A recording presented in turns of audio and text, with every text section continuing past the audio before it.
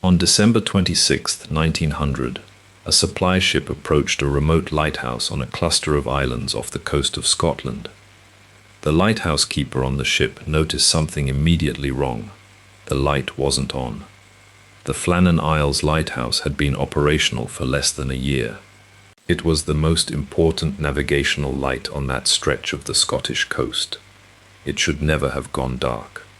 When crew members rowed ashore and entered the lighthouse, what they found, or rather what they didn't find, would become one of the most haunting maritime mysteries in British history. 3 experienced lighthouse keepers were gone. No bodies, no note, no explanation. Just an empty lighthouse, a half-eaten meal on the table, and a chair knocked over on its side. This is CrimeArchive. Tonight we are opening the file on the Flannan Isles lighthouse. To understand this mystery, you first need to understand where it happened. The Flannan Isles are a small group of rocky, uninhabited islands sitting approximately 20 miles west of the Outer Hebrides in Scotland. They are remote in a way that is difficult to imagine. No permanent residents, no shelter beyond the lighthouse itself, surrounded by some of the most violent and unpredictable seas in the North Atlantic.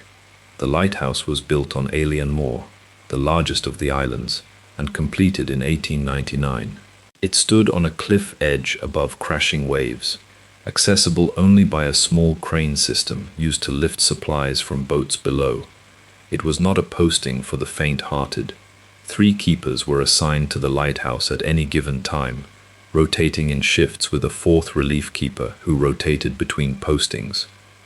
The 3 men stationed there in December 1900 were James Ducat, the principal keeper, Thomas Marshall, his assistant, and Donald MacArthur, the relief keeper covering for a colleague who was ill. All 3 were experienced. All 3 were professionals. All 3 vanished without a single confirmed explanation. The supply ship Hesperus arrived at the Flannan Isles on December 26th, already several days late due to severe weather. From the moment it approached, something felt wrong. No signal flags had been raised to acknowledge the ship's arrival, a standard procedure. The lighthouse crane had supplies still sitting in it, untouched, and the light itself had been dark for at least 11 days based on records from passing ships. When crew members entered the lighthouse, they found it unlocked and empty. Inside, the table was partially set. A meal had been started, but not finished. An overturned chair sat beside the table, as though someone had stood up suddenly in the middle of eating. The beds had been slept in. The clock on the wall had stopped. The oil lamps were trimmed and ready. Everything suggested the keepers had left in a hurry, or had been interrupted without warning. The last log entry had been made by Thomas Marshall on December 15th, 11 days before the ship arrived, and the entries in the days leading up to that final log told a story that investigators found deeply unsettling. Marshall's log entries described severe storms battering the island between December 12th and 15th. But here is what made those entries strange. Weather records from the mainland showed no major storms in the area during those dates. The seas around the Flannan Isles had been relatively calm, so why was Marshall recording hurricane-force winds, enormous waves, and what he described as the worst storms he had ever witnessed, when official records showed nothing of the kind? Either the log entries were inaccurate, or something else entirely was happening on that island. The Northern Lighthouse Board launched an immediate investigation. Investigators examined every inch of the lighthouse and the surrounding island. What they found on the western cliffs told at least part of the story. Storm damage was visible on the rocks far above the normal reach of the waves. Equipment had been moved, ropes had been displaced, and iron railings on the cliff edge had been bent by an enormous force. One of the supply boxes stored on the lower cliff platform had been moved, something that would have required significant effort and suggested the keepers had been working on the cliff in severe conditions. The investigators concluded that at least 2 of the men, Ducat and Marshall, had gone down to the western landing in bad weather, possibly to secure equipment or check on damage. Something had happened there, a wave, a fall, an accident in the storm. But this theory had a problem, a significant problem. Donald MacArthur, the third keeper, had not been on the cliff with them. He had been inside the lighthouse when the other two went down to the landing. The rules of the lighthouse were clear. At least one keeper had to remain inside at all times to maintain the light and the log. MacArthur would have stayed behind. So if Ducat and Marshall were swept from the cliff by a wave, what happened to MacArthur? Why did he leave the lighthouse? Why was he not there when the supply ship arrived 11 days later? And why, if he witnessed whatever happened to the other two, did he leave no record of it? Over the past century, investigators, historians, and researchers have proposed multiple explanations. None of them are without problems. Theory 1, a rogue wave.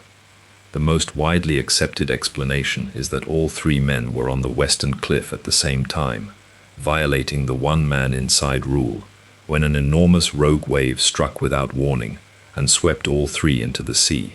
Their bodies were never recovered because the North Atlantic simply doesn't give bodies back. This is plausible. Rogue waves in those waters are documented and devastatingly sudden, but it doesn't explain the log entries describing storms that official records don't confirm. Theory 2, an accident, followed by a rescue attempt. Under this theory, two men were swept from the cliff, and the third, MacArthur, witnessed it and went down to attempt a rescue, only to be swept away himself. This would explain why all three disappeared without MacArthur leaving a final log entry. There simply wasn't time. Theory 3, something else entirely. A small number of researchers have pointed to the strange log entries, the stopped clock, the overturned chair, and the untouched meal as suggesting something more sudden and more inexplicable than a cliff accident.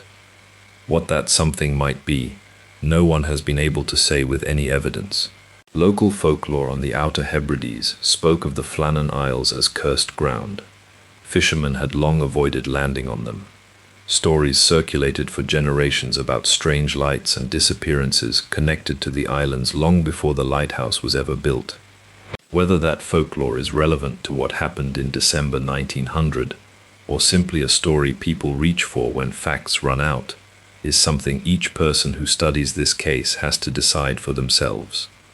In 1912, the poet Wilfred Wilson Gibson wrote a famous poem about the disappearance, fictionalizing details and adding dramatic elements that were never part of the original investigation. That poem became so widely read that many of its invented details, including a shredded seabird and a toppled chair described in ways that don't match the actual report, became accepted as fact by people who encountered the story secondhand, which means part of what the public believes about this case was invented by a poet, not documented by investigators. Not confirmed by any record. The real mystery is already strange enough, but the fictional version has been told so many times that separating fact from story has become part of the investigation itself. On the night of December 15th, 1900, three experienced men were alive and working on a remote Scottish island.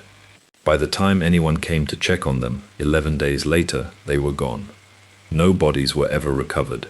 No definitive explanation was ever confirmed. The lighthouse was restaffed and continued operating for decades, its keepers presumably aware of what had happened to the three men before them. James Ducat, Thomas Marshall, and Donald MacArthur were professionals doing a difficult job in one of the most unforgiving places in Britain. Whatever took them, wave, accident, or something the record simply cannot explain, took them completely. And the North Atlantic kept its answer. What do you think happened to the three keepers of the Flannan Isles lighthouse? Was it a rogue wave, a terrible accident, or is there something about this case that the official explanation still doesn't account for? Comment the word mysteries below and tell me what you think. I read every single one, and if cases like this pull you in, cold, remote, and still without a final answer, subscribe to CrimeArchive, because we are only just getting started.